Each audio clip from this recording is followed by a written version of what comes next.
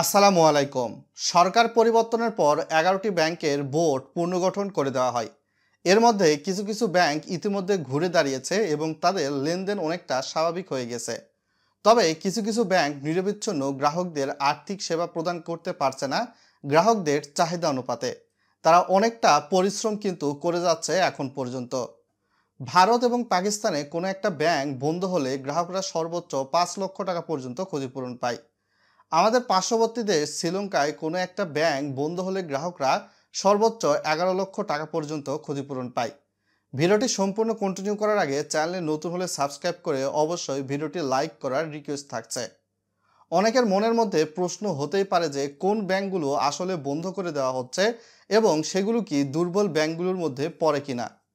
বাংলাদেশ ব্যাংকের governor doctor Ahsan H Mansur নিয়োগ পাওয়ার পরবর্তীতে সংশ্লিষ্ট বিভাগগুলোকে খসড়া আইন সংশোধন নিয়ে একটি ইন্টারন্যাশনাল অ্যাসোসিয়েশন অফ ডিপোজিট ইস্যুয়েন্সের মানদণ্ডের সঙ্গে সামঞ্জস্য করার উদ্যোগ নেয়।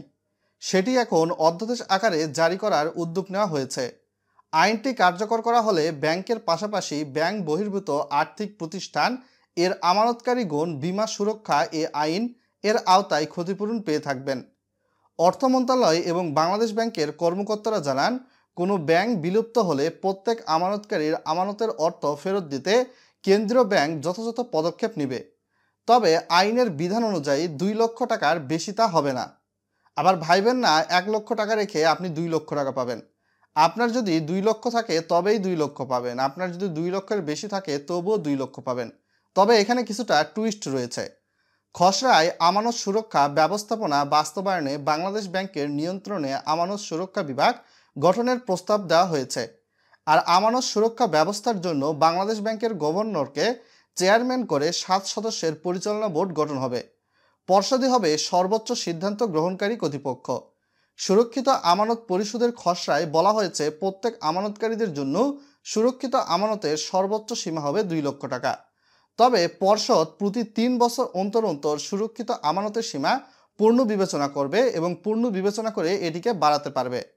সাম্প্রতিক বাংলাদেশ ব্যাংকের গভর্নর আহসান এইচ মনসুর বলেন, ব্যাংকে জমা রাখা টাকা ফেরত পাওয়া নিয়ে ক্ষুদ্র আমানতকারীদের দুশ্চিন্তার কিছু নেই। এখানে তিনি গ্রাহকদের সাহায্য এবং শক্তি কিন্তু দিচ্ছেন মনের মধ্যে।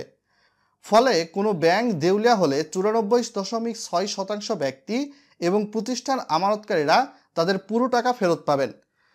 অনেকে হয়তোবা বিভিন্ন নিউজ পেপার এবং আর্টিকেল পোর্টালে এই রিপোর্টগুলো দেখে হয়তোবা কিছুটা মনের মধ্যে শঙ্কা সৃষ্টি হতেই পারে।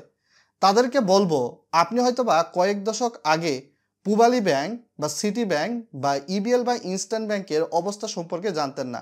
এই ব্যাংকগুলোর কিন্তু অনেকটা সুশাসন নিয়ে প্রশ্নবিদ্ধ ছিল।